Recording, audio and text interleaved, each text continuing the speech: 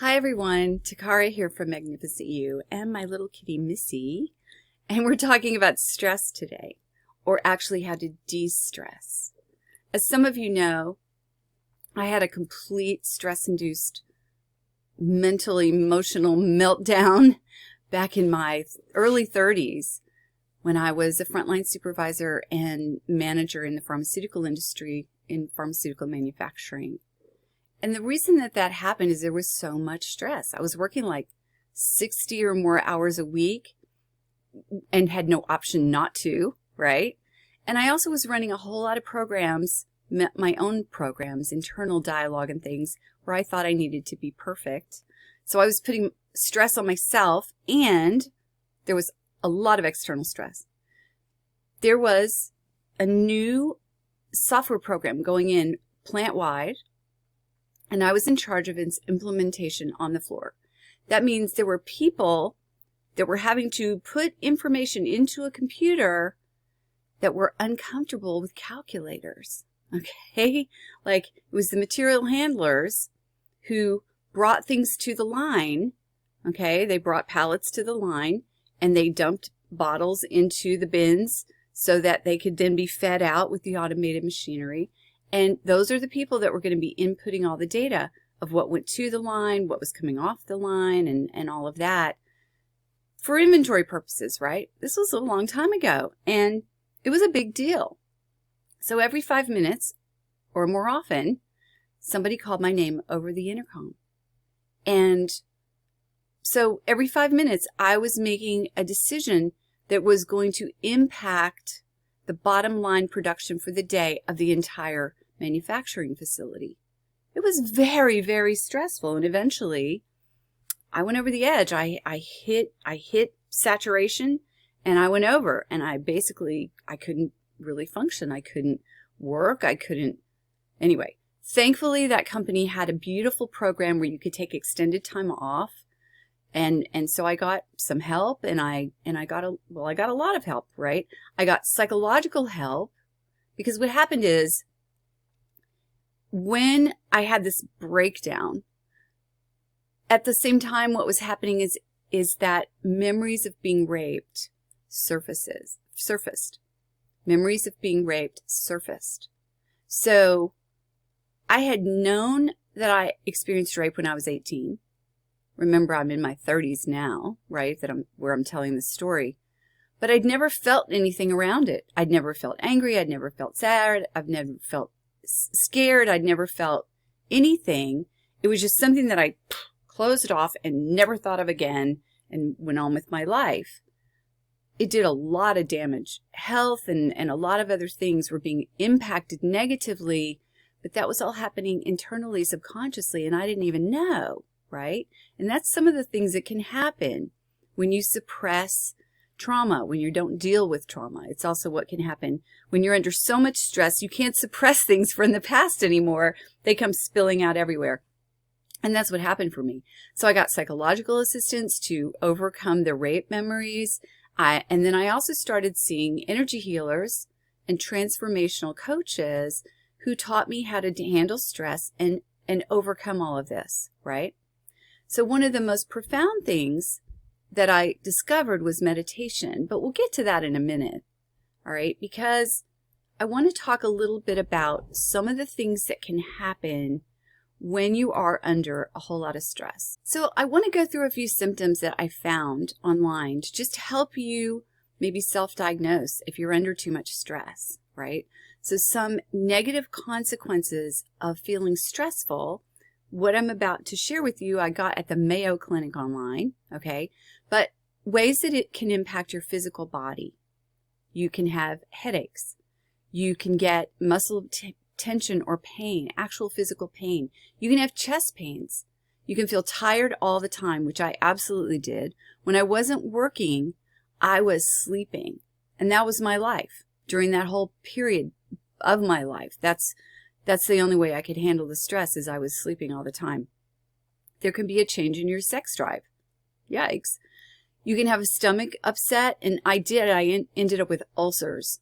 And you can also have sleep problems. Now, sleep problems can look like you can't sleep, Or like me, you're sleeping all the time. Either way, it's negatively impacted your sleep pattern, right? Okay, next are things where it can impact your mood or your sense of wellness, your mind and emotions, right, of how you perceive everything. So you can be anxious, you can experience restlessness, you can lose focus, you can be constantly scattered and have foggy thinking. You can feel overwhelmed, which I definitely did. You can also get really irritable and really angry, or you can feel really sad and depressed, okay? Those things, when you're having physical issues that you're having to deal with, right? So maybe you're medicating, maybe you're seeing doctors, maybe you're getting sicknesses, whatever you're doing. I mean, because all of these things negatively impact your immune system, because pretty much everything impacts your immune system, right? Something else that can happen is how you start acting, right? So you might overeat or undereat. And so there are people who, when they're stressed, they eat too much.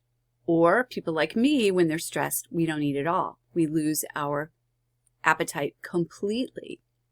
And that is how my body operates. Like if I'm stressed, I forget to eat, and that might go on for a few days, right? And then I'll suddenly start feeling kind of unstable, like a little dizzy and wobbly, and I'm like, oh my gosh, I haven't been eating, and I have to tell myself to eat.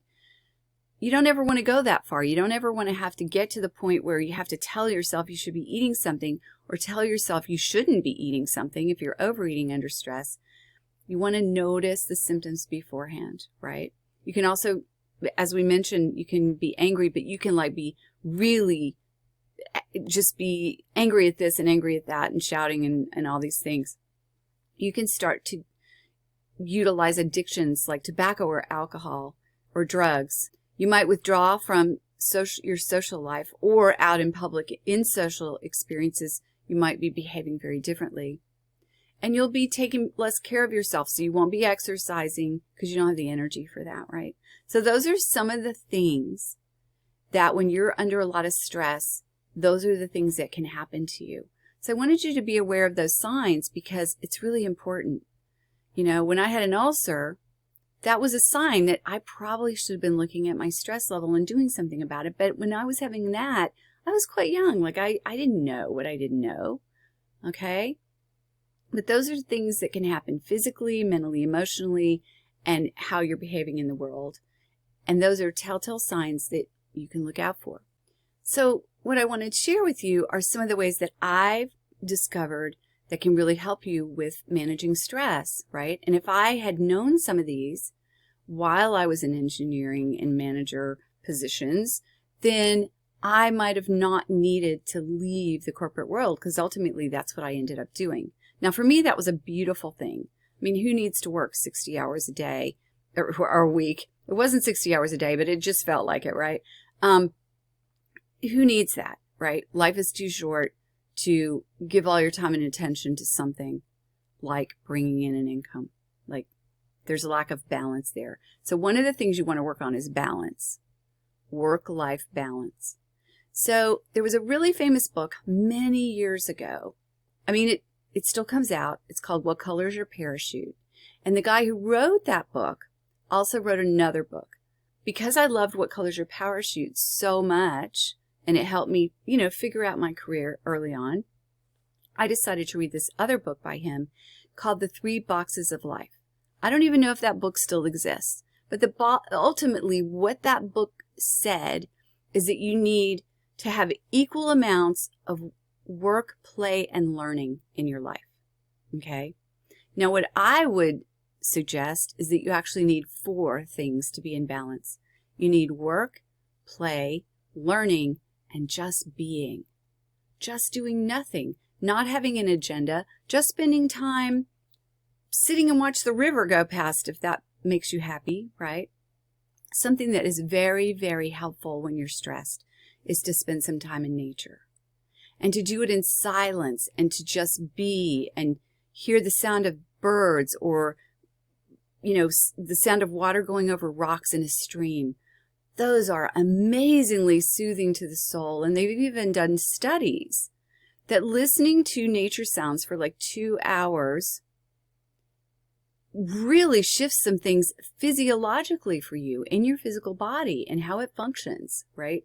Nature is really important. And so it's something that you want to add to your day or your week or however you can fit it in.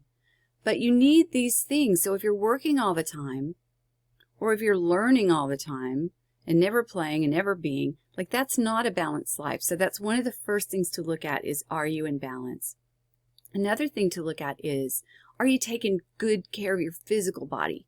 Because the same things that help you physically to be healthy and to, be fit and to have all your organs functioning properly, the same things that help the physical body also help the mind and emotions. Okay, and those are things like getting enough rest, getting some sunshine, eating right, eating good, healthy, nutritious food, organic if possible, getting plenty of fresh water, laying off the soda. I haven't had a soda in like a soft drink, right?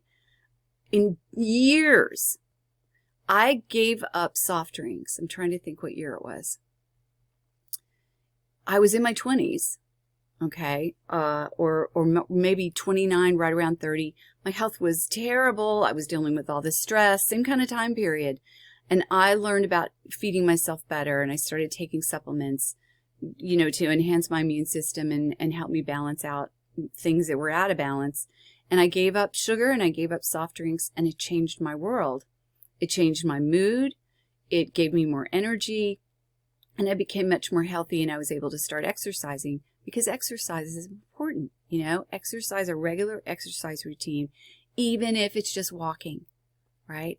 Walking every day. The healthiest older people I know have a regular walking routine. One of my friends, dear friend in Philadelphia, she has one of those little horses, like a miniature horse. I'm not sure what they're actually officially called, but she walks that horse for like 2 hours every day. She's an older lady and she's getting fabulous exercise, right? Because it's important. So exercise and getting, all these things that I mentioned, they really are fabulous for the physical body. But like I said, they also help you mentally and emotionally. Avoiding conflict and avoiding the people that cause conflict, right? There's certain people in our worlds that cause us to feel lack of confidence. They can also help impact our self-esteem, like we start feeling less good about ourselves because they're constantly critical. And the other thing is they can make us feel like chaos and confusion. They can impact how we make decisions. Those are not good people to have in your life. So you have to think about that. You have to think about the things that you're doing and who you're hanging out with. And if there's people in your life that are draining your energy and making you feel less than and causing all this stress, and maybe there's, verbal or physical arguments and that sort of thing, those are people to distance yourself from. And I know sometimes that's not possible because they're family, but you have to try because you matter. You really matter. Now, some other things that are really powerful, like I mentioned, time alone in silence in nature. And something that I like to do, there's, from a more energetic perspective, doing exercises that open the meridians and balance and harmonize all the chakras. There's at least 3 exercises that I'm aware of that do that, and those are Tai Chi and Qigong, Yoga Sun Salutations, and the 5 Tibetan Rites. Now, I'm sure there are probably other exercises that do those things, but those are the 3 that I know for sure will do that. And so doing them routinely, having them as part of your daily routine, or at least like once a week or a couple times a week, doing these activities, it's moving your body and it's opening up the energy channels, which helps your mind and you to be calm and more centered and balanced and at peace. And that's what the goal is, right? That's what we're trying to achieve. So the biggest thing for me that I learned pretty early on, as soon as I had this meltdown and I started getting help, one of the first things someone suggested is meditation. Now, that was like 30 years ago, okay? I've been meditating every day since I learned how to meditate for the past 30 years. I'm not the same person at all. I'm centered, I'm balanced, I instantly notice if my thoughts are becoming negative. Like there's so many things that meditation does for a person. And it's important to do the right kind of meditation. Now, I wrote a best-selling book on the subject, okay? It's called Peering Through the Veil.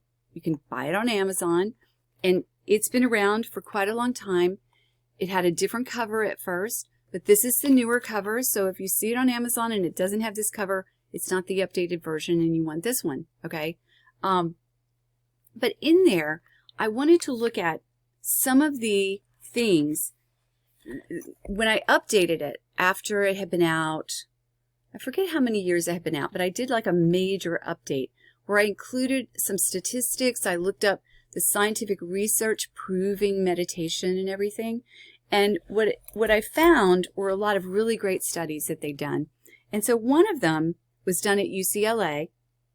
And what they found is that after only 8 weeks of meditation, the gray matter, you know, the amount of the folds and everything in the mind, in the brain, actually increased in only 8 weeks of meditation. That is fabulous, because as we age, for the average person who's not meditating, the brain actually shrinks. Sabbat true. That's why there's memory issues later. That's why there's a lot of things. That's why when a person is driving or their response time decreases as they get older.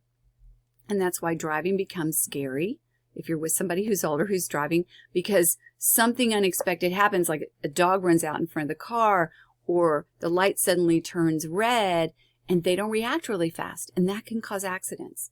It can hurt themselves or people in the car. It can also hurt other people who are driving or walking or whatever they're doing, right? So having the brain not shrink, but actually increase is fabulous. And meditation can do that in a very short period of time, okay? A Harvard study, what it found is that there were measurable changes in parts of the brain associated with memory, empathy, stress, and a sense of self, or who you are, and that you matter, and that setting clear boundaries is important. Like all those things shifted very, very quickly when a person began to meditate. Now, some of the things that I cover in this book, and I'm not trying to sell you this book, right? I'm just telling you what's in here, is that there's multiple ways to meditate. And over the years, I was inspired, that means felt this inner nudge to try this and try that and do this other thing, you know? And so in this book, I covered tons of different ways to meditate so that a person can choose what feels most natural, most comfortable, where they can see themselves doing it day after day after day, you know, carving out 20 minutes a day to do meditation on a regular basis. The cool thing about meditation is that if you go into a deeper mind, a place of deep relaxation and meditation, while you're there for 20 minutes or however long you do it, it's as if you're getting sleep.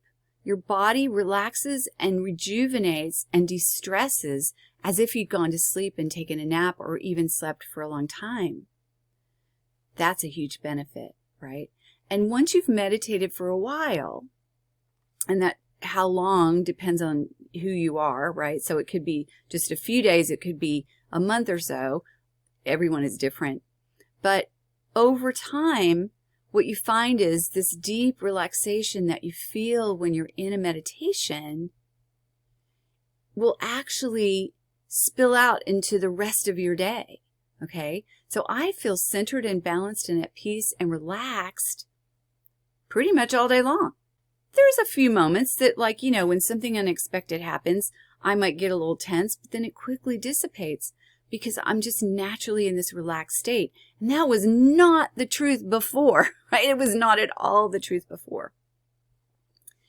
Doing all this research on meditation, experiencing it myself for 30 years and trying all these different kinds, I concluded the same things that my metaphysical mentor, Stuart Wilde, concluded, and that indigenous people from around the globe have known for ages.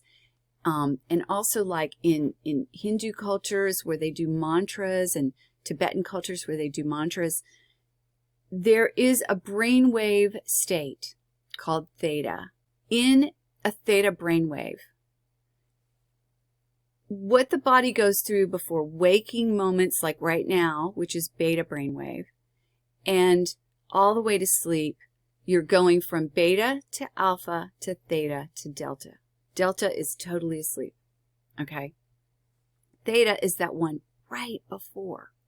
So it's a deep state of mind, and the mind is calm.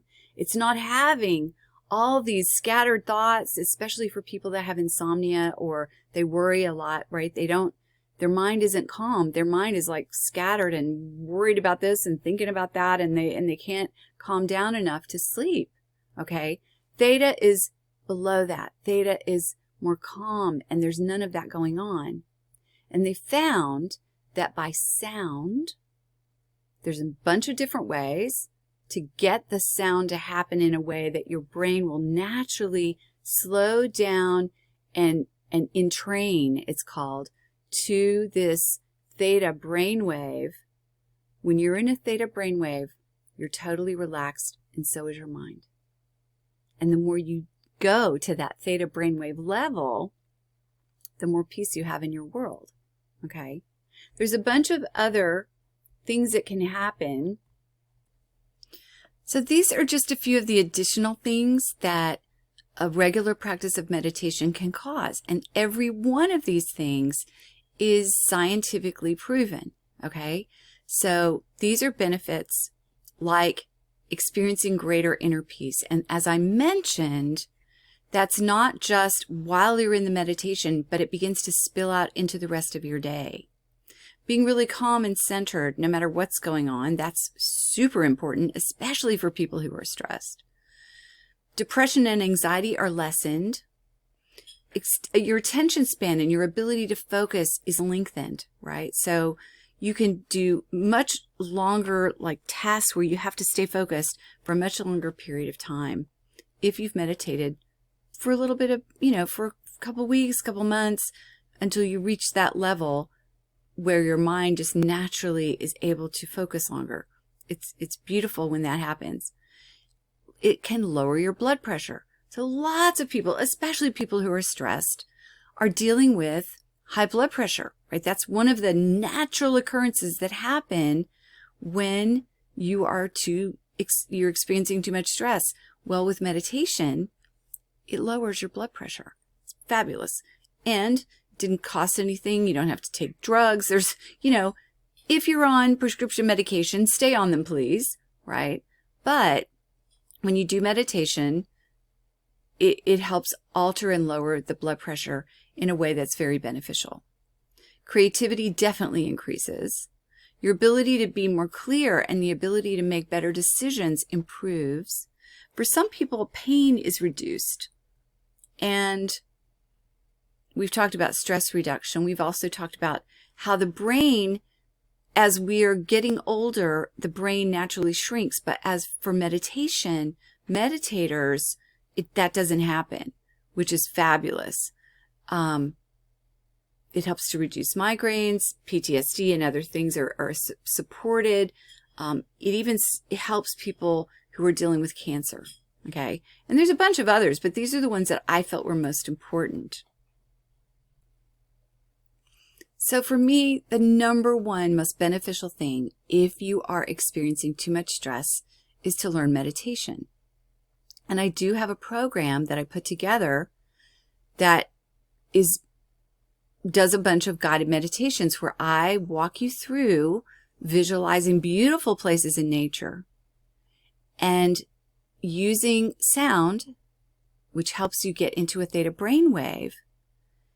It naturally gets your brain to slow down. It gets your brain waves at that lower level where stress kind of melts away. okay? And you just have to listen and follow my voice. I take you out into a forest and have you walk by a stream. I might have you go into a sacred pool and feel just rejuvenated. There's all these different guided meditations. It took me 10 years to find the music to go behind my voice because I wanted specific sounds and I wanted binaural beats that take you gently into a theta brainwave, and that's what I finally found after 10 years. It's beautiful music, real ocean sounds, real whale song, as well as these binaural beats that are underneath the music so you can't even hear them, but it gently takes you into this very, very relaxed state. So if you want to experience meditation, I invite you to do this program and watch as your life can change as you do meditation more and more each day. Until next time, have a beautiful day.